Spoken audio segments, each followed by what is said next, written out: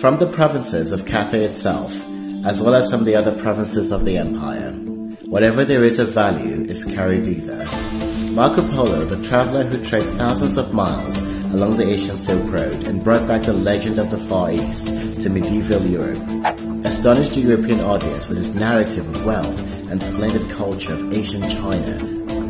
The quantity of merchandise sold there exceeds also the traffic of any other place, for no fewer than 1,000 carriages and pack horses loaded with raw silk make their daily entry, and gold tissues and silks of various kinds are manufactured to an immense extent. In 1271, Marco Polo departed from Venice, Italy, and started his journey to China in the Yuan dynasty, which was under the rule of Kublai Khan. Taking a position at the Yuan court, Marco Polo was able to visit provinces and cities across China and grasp first-hand knowledge about the Asian empire. He left China after years and brought Chinese-made silk, tea, and pottery to Europe along the Asian maritime Silk Road, which created a craze for Chinese products in Europe, facilitating the trade between the two continents and multiplying the exchange between Chinese and Western cultures. 488 years later, the Asian capital Dadu in Marco Polo's narration still stands in modern China, which is Beijing today. The canals and sailboats that took Marco Polo on the trip were replaced by China-Europe freight trains and ships with over 10,000 tons of loading capacity. The modern-time Silk Road crossed the same route that Marco Polo had stepped on several hundred years ago.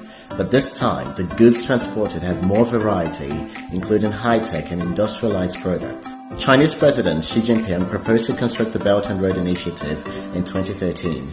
共同建设丝绸之路经济带 By 2018, 123 countries and 29 international organizations have signed 171 agreements with China.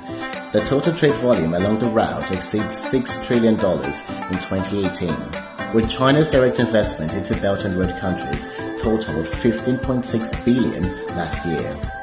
In 2017, previous Italian Prime Minister Paolo Gentiloni was among the few Western leaders to attend the first Belt and Road Forum for International Cooperation.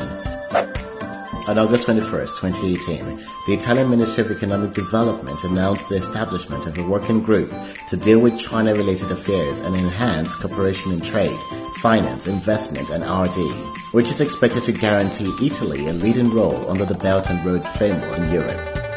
At the beginning of 2019, Italy eyes joining the Belt and Road Initiative and is likely to be the first to do so in the G7 group.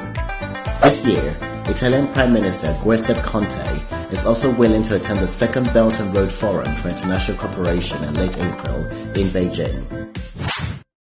Italy is China's fifth largest trading partner in Europe, while China is Italy's largest partner in Asia. In 2017, the bilateral trade reached $49.6 billion. By June in 2018, Italy had 5,937 investment projects in China, with the FDI totaling $7.21 billion. China's investment in Italy exceeds $11 billion, covering the energy sector, high-end manufacturing, and the chemical industry and sports industry. Joining in the Belt and Road Initiative can inject new impetus to the economy in Italy. The ports in the country's northern area also provide a vast cooperation horizon. Italy has privileged port cities such as Trieste and Venice, which are known for their advanced infrastructure, well-constructed logistics network, and high handling capacity. As a key member of the G7, Italy's participation in the Belt and Road would bring a European standard to the initiative. Italy's cooperation with China in the modern world is sure to unveil a new chapter of exchange between the East and the West.